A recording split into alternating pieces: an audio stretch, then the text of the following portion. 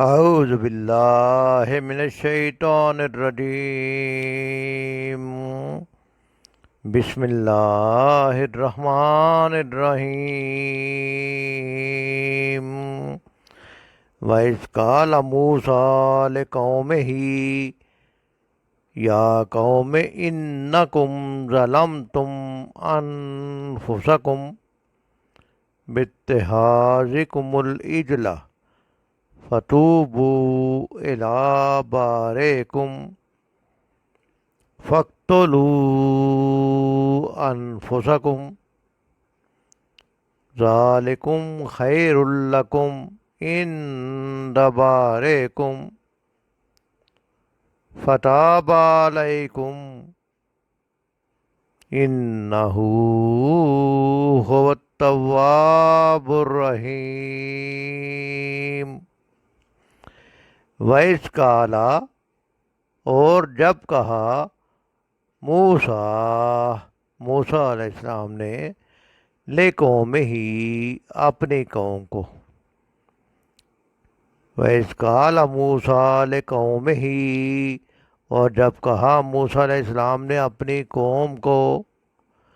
یا قومی اے قوم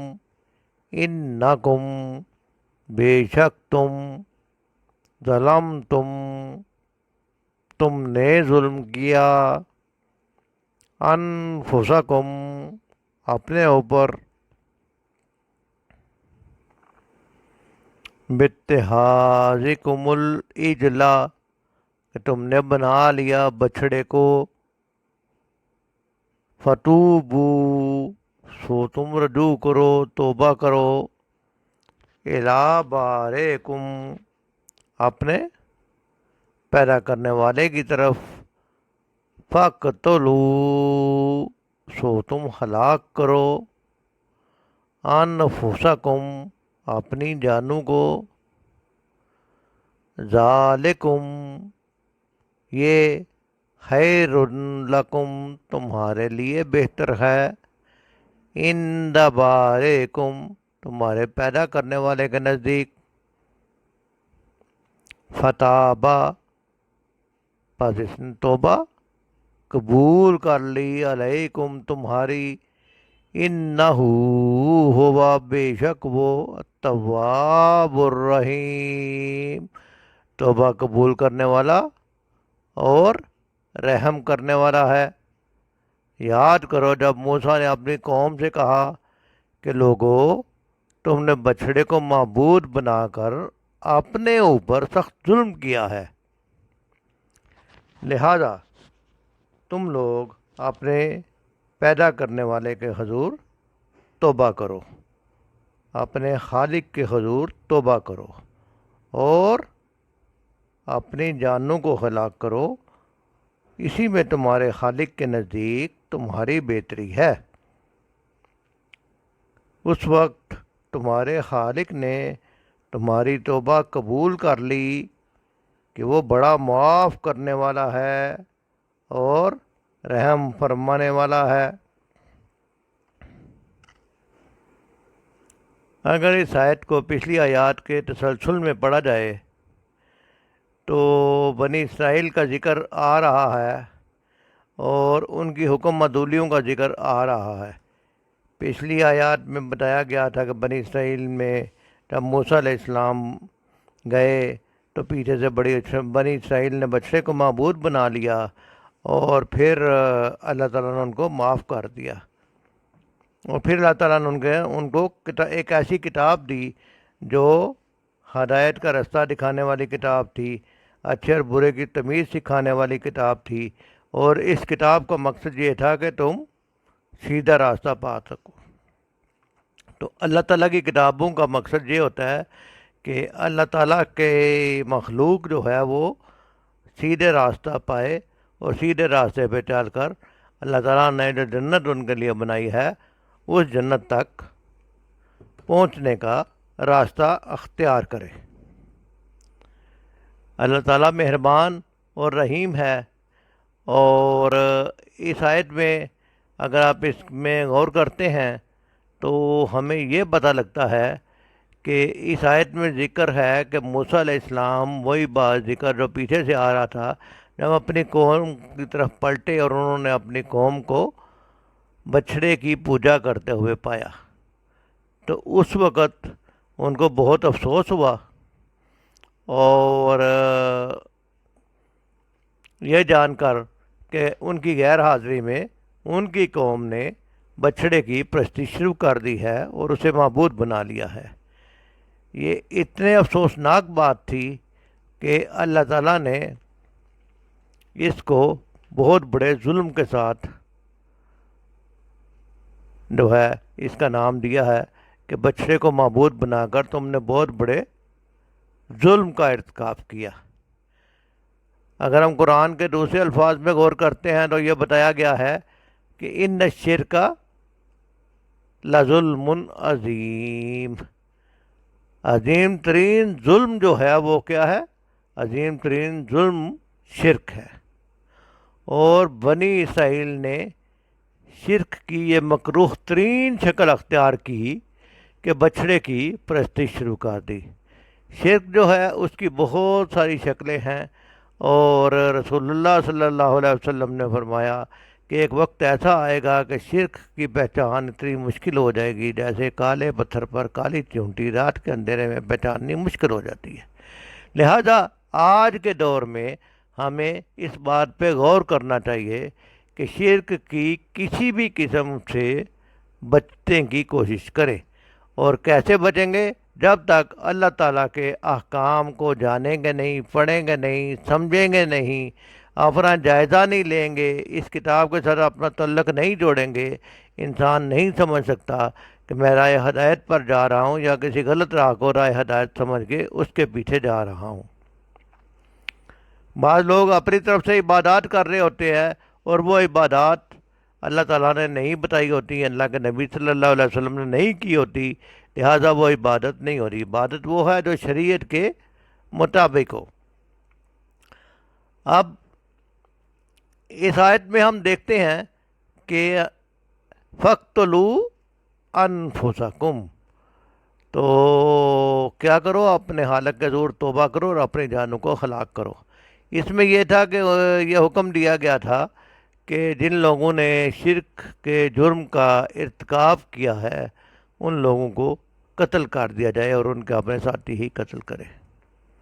یہ وہ جرم تھا جس کی سخت ترین سزا سنائی گئی، اور ایسا کیوں ہوا کہ وہ لوگ جو بنی اسرائیل نئے نئے مسلمان ہو کر حضرت موسیٰ علیہ السلام کے ساتھ آئے تھے، وہ ان کے دماغوں سے ابھی پرانے رسم و رواج نہیں نکلے تھے۔ جو ہی سامری نے دھوکہ دیا، شیطان کا چیلا ان کو آزمائش میں ڈالنے کے لیے آ گیا، تو چونکہ ان کے ذہنوں میں ابھی پرانی تہذیب کے اثرات باقی تھے، اسلام ابھی دل میں اتر کر عمل میں نہیں آیا تھا، تو آزمائش پڑتے ہی وہ فیل ہو گئے، فریب میں آ گئے، اور انہوں نے اس بچڑے کے سامنے سر جھکا دیا، اس بار چڑھاوے چڑھانے شروع کر دیے اور اس کی پوجا کرنی شروع کر دی۔ آج بھی ہمیں اپنے ایمان کا جائزہ لینا ہے، اپنے ایمان کو پکا کرنا ہے، اور اپنے ایمان کو اس حالت میں رکھنا ہے کہ کسی بھی آزمائش کے آنے پہ ہم اللہ تعالیٰ کا دامن ہاتھ سے نہ چھوڑیں اور ہندوانہ رسمیں اپنے دل و دماغ سے نکال دیں، اور اللہ کے علاوہ دوسری جگہوں پر چڑھاوے چڑھانے کے لیے، سر جھکانے کے لیے، دعائیں مانگنے کے لیے نہ جایا جائے۔ جایا جائے تو صرف اللہ کے آگے سر جھکایا جائے۔ سید مودودی تفہیم القرآن میں لکھتے ہیں کہ اس آیت کا مطلب یہ تھا کہ اپنے ان آدمیوں کو قتل کرو جنہوں نے بچڑے کو معبود بنایا اور اس کی پرستش کی۔ تفسیر ابن کثیر کے مطابق یہاں شرک کی سخت ترین سزا کا ذکر ہے، اور ساتھ ہی اس سخت ترین سزا سے اس سخت ترین جرم کی سخت ترین سزا دے کر ان کی توبہ کا طریقہ بیان ہو رہا ہے۔ انہوں نے بچڑے کی پوجا کی، اس کی محبت ان کے دلوں میں گھر کر گئی۔ حضرت ہارون علیہ السلام کو سمجھانے سے ان کو ہوش نہیں آیا اور وہ نادم نہ ہوئے اور اپنی گمراہی میں پڑے رہے۔ لیکن حضرت موسیٰ علیہ السلام جب تشریف لے آئے اور انہوں نے ان کو سمجھایا تو پھر ان کو ہوش آیا، تب وہ نادم ہوئے اور پھر وہ اپنی گمراہی کا یقین کر کے توبہ استغفار کرنے لگے۔ تب انہیں حکم ہوا کہ تم آپس میں قتل کرو، چنانچہ انہوں نے یہی کیا اور اللہ تعالیٰ نے ان کی توبہ قبول کی اور قاتل و مقتول دونوں کو بخش دیا، کیونکہ سب نے توبہ کر لی تھی، لیکن سزا بہت سخت دی گئی تاکہ آئندہ کوئی اس جرم کا ارتکاب نہ کرے۔ حضرت موسیٰ علیہ السلام کا یہ فرمان کہ اپنے خالق سے توبہ کرو بتا رہا ہے کہ اس سے بڑھ کر ظلم کیا ہوگا کہ تمہیں پیدا اللہ تعالیٰ کرے، کھاؤ اللہ تعالیٰ کا دیا ہوا، پیدا اللہ تعالیٰ کرے اور تم پوجو غیروں کو، حکم غیروں کا مانو۔ اللہ تواب الرحیم ہے۔ اللہ تعالیٰ نے ان کی توبہ قبول فرمائی، کیونکہ اللہ تعالیٰ نے جو سخت حکم دیا تھا کہ تم اپنے جانوں کو قتل کرو، اپنے ساتھیوں کو قتل کرو جنہوں نے اس جرم کا ارتکاب کیا، ان لوگوں نے تعمیل کی اور اس تعمیل کی وجہ سے اللہ تواب الرحیم نے ان کی توبہ قبول فرمائی۔ جرم کی نوعیت اور اس کی سخت ترین سزا کا مطالعہ کر کے ہمیں کیا سبق ملتا ہے؟ سبق یہ ملتا ہے کہ پیدا کرنے والے مالک کو چھوڑ کر دوسروں کو پکارنا، ان کی عبادت کرنا، ان سے دعائیں مانگنے کے عوام میں مبتلا ہونے والے ایک ایسے جرم عظیم اور ظلم عظیم کے مرتکب ہوتے ہیں جس کی سخت ترین سزا ہمیں ان آیات میں پتہ لگتی ہے۔ ڈاکٹر محمد اسلم صدیقی تفسیر روح القرآن میں لکھتے ہیں کہ اس سے پچھلی آیات میں جس فعل کو ظلم قرار دیا گیا تھا اور اس فعل کا نام نہیں لیا تھا، اس آیت کریمہ میں نام لے کر بتایا کہ وہ ظلم یہ تھا کہ تم نے بچڑے کو معبود بنا کر اپنے آپ پر ظلم کیا۔ جیسا کہ ہم نے پہلے مطالعہ کیا کہ اللہ کے خلیفہ نے اللہ کے حکم کے خلاف کام کر کے اپنی تحقیر بھی کی، اپنی ذات کی حق تلفی بھی کی، اور اب اس کی تلافی کے لیے معافی کے لیے رجوع کس سے کیا جائے؟ اس کی تلافی کے لیے معافی کے لیے رجوع بھی اللہ ہی سے کیا جائے، اور توبہ اللہ سے۔ توبہ کیا ہوتی ہے؟ توبہ کا معنی ہوتا ہے لوٹنا، واپس پلٹنا،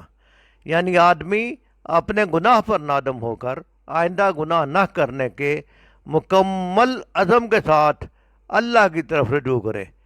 یا اللہ میرا گناہ معاف فرما دے۔ یہاں بھی یہی فرمایا جا رہا ہے کہ اللہ سے معافی مانگو، اپنے پیدا کرنے والے سے معافی مانگو، جس نے پیدا کیا ہے، جس کا کھاتے ہو اسی کی عبادت کرو، اور پھر غلطی ہو جائے تو معافی بھی اسی سے مانگو۔ ان آیات میں بنی اسرائیل پر اللہ کے احسانات کا تذکرہ اور بنی اسرائیل کی ایمان و عمل کی کمزوریوں پر مبنی بد اتواریوں کا ذکر کیا جا رہا ہے، جو کہ اگلی آیات میں بھی جاری رہے گی، جس کا مطالعہ ہم انشاءاللہ کل کریں گے۔ اس میں یاد رکھنے کا سبق یہ ہے، ٹیک ہوم میسج، امت محمدیہ اس قسم کی بدعمالیوں سے بچے تاکہ ان بدعمالیوں کے برے اثرات سے بچ سکے جو بنی اسرائیل کا مقدر بنی۔ اللہ تعالیٰ ہمیں ایمان و عمل صالحہ کی زندگی عطا فرمائے، سیدھے راستے پہ رکھے، اور بدعمالیوں اور ان کے برے اثرات سے اللہ ہمیں بچا کے رکھے۔ وما علینا الا البلاغ۔